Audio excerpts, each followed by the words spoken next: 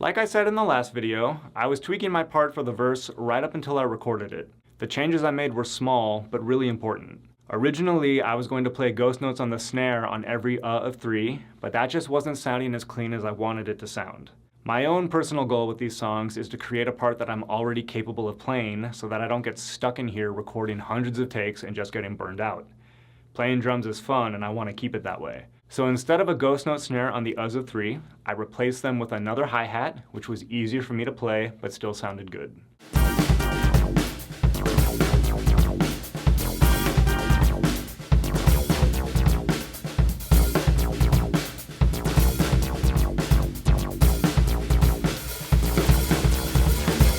Slowed down from what I played in the song, the part sounds like this.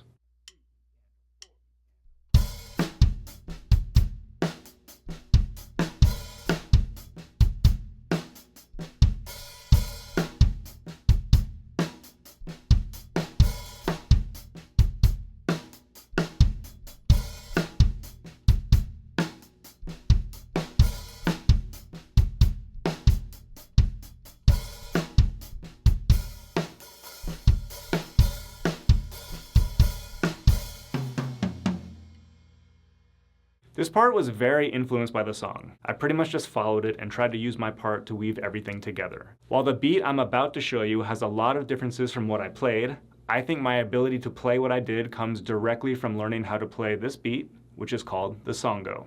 There are some variations of the Songo out there, and purists would say that my bass drum pattern is incorrect, but it's a variation I found myself playing a lot, and it gave me the starting point for what I played in the song. The beat is made up of a quarter note pulse on the hi-hat and some interplay between the bass drum and snare. Notice that the snare part is made up of ghost notes and accents, and you're going to want to make the differences between those as dynamic as possible when you play this. Normally the snare part is played with one hand, which means you'll have to play the tap on the E of 3 into the accent on the and of 3 quickly. Snapping your wrist so that the tap is played as an upstroke into a downstroke for the accent on the and is the way to do this. It might be difficult at first, but if you slow this down and work on maintaining control as you play it, eventually your body will work out the motion and you'll be able to speed things up while keeping the dynamics the way they should be. Slowly, the Songo sounds like this.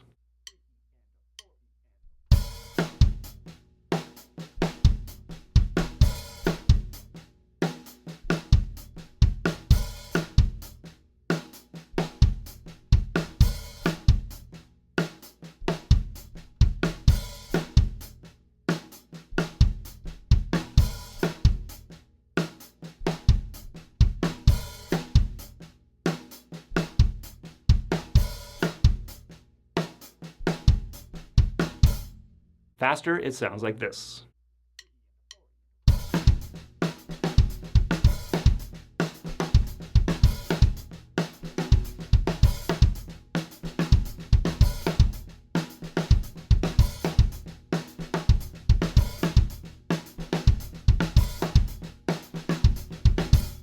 If you don't have that left hand control down yet, but you really want to play this beat, you could always take your right hand off of the hi-hat and use it to play the accented snare on the and of 3 like this.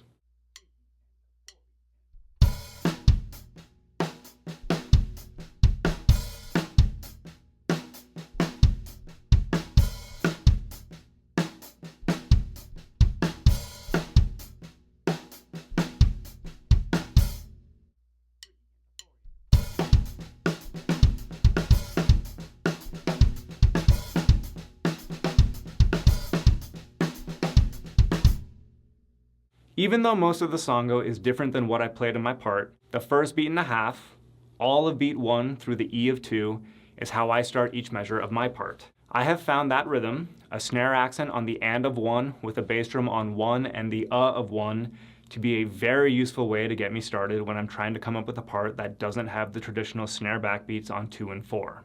That starting rhythm, combined with the dynamic control and syncopation that I had to develop in order to play the Songo, gave me the tools I needed to put something together for the verse part of this song. So mess around with the Songo until you feel like you have it under control, and then see if it pops up for you in any of your future parts, whether with Song of the Month or something else.